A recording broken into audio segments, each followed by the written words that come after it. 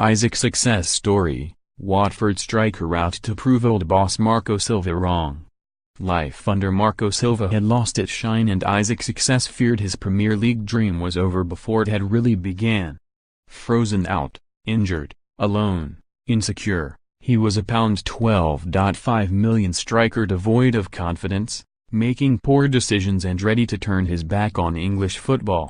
I won't lie, I was having difficulties and I thought English football wasn't for me, says Success, as he reflects on his lost season from a happier place ahead of Watford's first reunion with Silva, at Everton on Monday.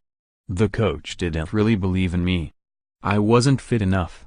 I wasn't ready, physically or mentally. Coming back from injury and all, I was frustrated. All the other players were really sharp and doing well. It was difficult to get my chance and I wanted games to lose some weight and get back all I'd lost. My career stood still. Being alone, not feeling my future was safe, that worried me. Mentally I wasn't okay. It was really tough, and not knowing about the lifestyle side of football in England, I didn't get it right. Proposed loan deals to the Championship failed to materialize and injury struck, but few outside the club noticed with Watford in decent form and Brazilian striker Richarlison scoring goals in Silva's team. The lowest ebb for Success was a late-night disturbance in a Hertfordshire hotel which ended with the star in police handcuffs before he was released without charge. A loan spell at Malaga ended in relegation but he returned to Vicarage Road with a fresh determination to prove his talent and move his career in the right direction. Silva had gone and would take Richarlison with him, and new boss Javi Gracia seemed ready to show more faith in the Nigerian. Success spent his summer running, checked in with a personal trainer, shed weight, kicked some bad habits and even gave up his beloved jollof rice to adhere to Gracia's new dietary regime.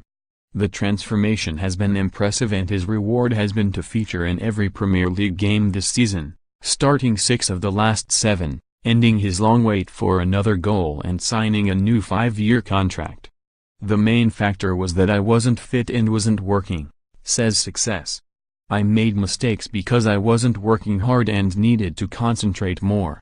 I'll always be the same person but I needed to reduce everything I was doing and I've reduced it. I stuck to my plan. When you're fit it's more difficult to get injured, and if you're injured you recover on time. So, this season is going well because physically I'm fine. I lost a couple of kilos and that made me faster and stronger. I feel sharper. I have a coach who believes in me and he gives me confidence and freedom to do what I want on the pitch. I was eating a lot of African food and it was a little bit heavy but I've cut that out and I'm on the team diet, eating with the team. Eating earlier at night, it's really helped. All of this has been a big change in my career and I say a big thank you to the Watford family for believing in me and for keeping me, and hoping I can get better. I am getting better. I am grateful for that. Isaac's Success Ajayi, Success really is his middle name, idolized Didier Drogba as a boy and burst onto the scene with his explosive performances at the African U17 Championship in 2013, although he came close to missing the chance.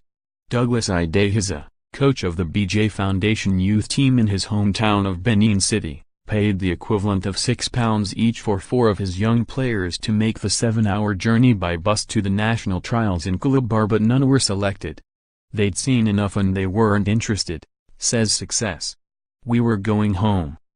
But as the friends left the stadium they met the team's head coach returning from a course in Europe and he asked them to stay one more day.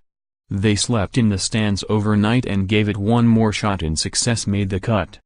God made a plan for me, he smiles, as he considers where his life might otherwise have led.